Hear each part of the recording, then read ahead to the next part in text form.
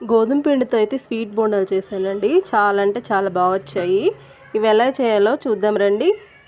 బోండాల కోసం 1 కప్పు గోధుమ పిండి అయితే తీసుకున్నానండి. అదే కప్తో తురుము పెట్టుకున్న బెల్లం 1/2 కప్ అయితే వేసుకోవాలి. చిన్నగా కట్ చేసుకున్న కొబ్బరి ముక్కలు అయితే వేసానండి. 3 ఇలాచీ అయితే దంచేసాను. చిటికెడు సోడా అయితే వేసానండి, వంట సోడా. ఇప్పుడు ఇవన్నీ బెల్లం కరిగేలా కొంచెం వాటర్ వేసుకోవాలండి. వేసుకొని బెల్లం అంతా కరిగేలా కలుపుకోవాలి బాగా మెత్తగా. కలిపేసి దీనికి మూత పెట్టి ఒక 10 నిమిషాలు అయితే నానబెట్టుకోవాలండి.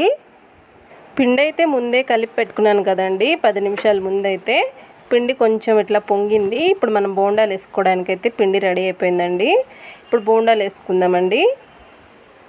స్టవ్ అయితే ఆన్ చేశానండి. కడాయి పెట్టి ఆయిల్ అయితే పోస్తున్నాను. ఇప్పుడు మనం డీప్ ఫ్రై చేసుకోవాలి కదా, దానికి సరిపడా ఆయిల్ అయితే పోసుకున్నాను. ఆయిల్ అయితే హీట్ అయిందండి. బోండాలు వేసుకుందాం.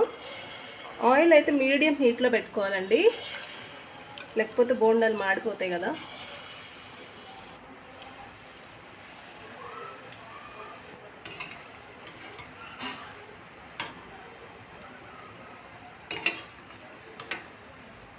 ఇవి మీడియం ఫ్లేమ్లోనే ఫ్రై చేసుకోవాలండి. ఇట్లా కలర్ వచ్చాయి కదా, ఇంకా రెడీ అయిపోయినట్టే. తీసేసుకుందాం.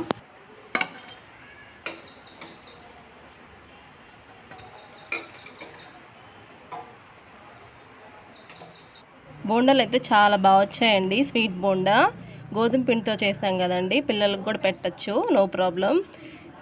ఎంత మెత్తగా ఉన్నాయి చూడండి బోండాలు. ఈ వీడియో నచ్చితే లైక్ చేసి మన ఛానల్ని అయితే సబ్స్క్రైబ్ చేసుకోండి.